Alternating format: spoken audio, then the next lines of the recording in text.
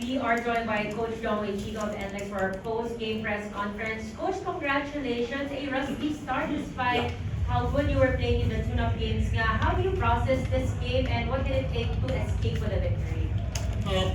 Everybody will go through this phase naman in the first games, medyo kapaan unless wala kang kapalitan, di ba? Parang unless hindi ka nagpalit ng mga personnel. But in our case, we change personnel, so we're still looking for the right maybe combination or chemistry. But mabuti na lang na overcome namin yung gandang laro ng Blackwater. And I think it was our experience in the end na lang. In fact, they were leading almost the whole in the first half.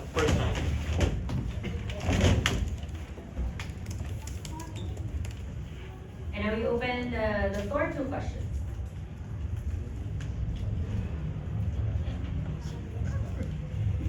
Coach, congratulations. Coach, nung fourth quarter nung umabol kayo, it was Robert Bolick who facilitated the comeback. Anong masasabi mo na in this first game of the conference, si Robert na yung nagdala ng team? Alam naman ni Berto kung kailan siya kailangan. Yun, hindi naman pwedeng 1 minute pa lang, Berto na, di ba? So, alam naman niya kung kailan siya kailangan mag-double effort in terms of scoring. Yun. Also, Coach, si KD na rin at some key shots dun nasa fourth quarter. In this game niya, 22 and 16. Ano lang celebrations mo sa kanyang first game with 30? He needs rhythm. This is the first official basketball game of KD. He put up naman decent numbers. But at the end of the day, he needs to produce more. Yun ang ano ko. That's my opinion.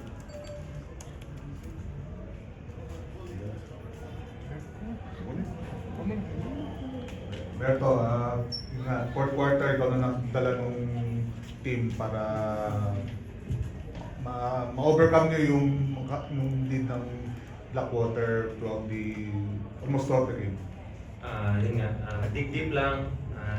Importante sa amin yung first game kasi yung next 3 games namin, mga championship contender yung kalaban namin. So, kailangan namin ng konting momentum papuntang itong 3 games namin.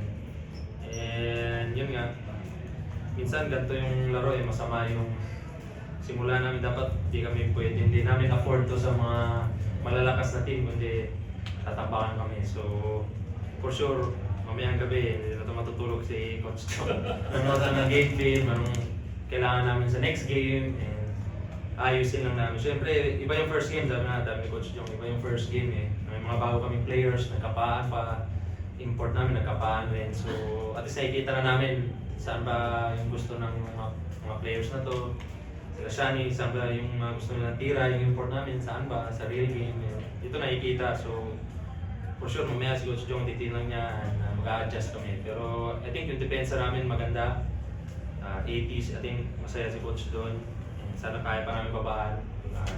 Yung first quarter lang talaga, yung first half medyo masama yung namin, yung first quarter talaga yung tumatay sa akin. So sana next game hindi na ganun ulit. Coach, your impressions lang of the play of Johnny Winston. Struggle siya offensively but he did well sa depensa. Yeah. Alam naman natin na may ups and downs ang scoring, di ba? Ang scoring, may swerte, may malas, pero ang maganda kay Johnny, nandiyan palagi yung depensa niya. He has pride in his defense. Gusto niya dumepensa. Yun yung magandang mentality kay Johnny. And then yung score, nandiyan din naman yung score. Pero syempre, ngayon, kagaya ng sabi ni Berto na napapasa sa sistema. So, but eventually, he will get there in terms of offense. Coach, yung tira ni Robert, talagang kanya pa talaga yun or walang design play doon? Alam naman ni Berto, kung nitty-gritty, wala nang tanong-tanong doon, di ba? Siya na, it's his game. That's what he was born to be.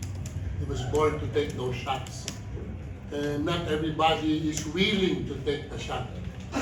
Kasi you can lose, you can win.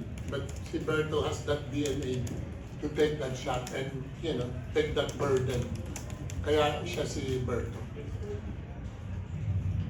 Masabi mo doon. Sarap yun. Yun nga, ito yung mga games na gusto mo sa player eh. Kasi sabi nga ni Coach, basketball, konti na sa buhay mo eh. So, tatanda ka rin, mag-miss mo yung mga ganitong situation. So, kung may ganito, take ko na kaagad yung opportunity. Pero, may libre naman. Why not? Trust ko lahat ng teammates ko. Kita ko paano sila nagtrabaho kung conference. So, kung sino yung open, yun, bibigyan namin. Pero yun nga, tsamba eh, walang tsamba lang ako sa pwesto na medyo ako lang mag-isa. So, Basta tiyan pa ng nanay niya, tinitira na siya ng Pag nabanggit mo parang may nahanap ka pa sa import nyo, ano yun? Ano siya? System player siya. He's a system player, di ba? So, he has to learn to find more ways to score within that system. So, masyado siyang system player na ito, ganon. Pero syempre, kailangan i-import, gumawa ka ng paraan, di ba? At the end of the day, kailangan gumawa ka ng paraan. So, yun lang. Nothing against him. Ganun talaga siya. So, we'll just have to find a way. Pansin ko lang, puro guard yung karamihan ng majority ng lineup, no? Ano ba? You're opting for a small ball system in this commissioner stuff? No naman, yung ano lang, yung composition lang nung lineup kasi talagang malakas sa guardia, di ba? Yun lang yun. So, we are just, maximizing kung ano yung strengths namin. We want to go big. I played Tony at the 3 sa umpisa. Pero, syempre, wala tayo nakukuha. And I brought him back to the 4 where he's more comfortable. And the strength namin, which is the guards, yun yung nagpahabol, yun yung magandang depensa. So, ganun lang. Not because I want to play small ball. That note, congratulations. Thank you. Coach John Wichik, best player to be covered. Congrats, Berts! thank you, Bob. Thank you.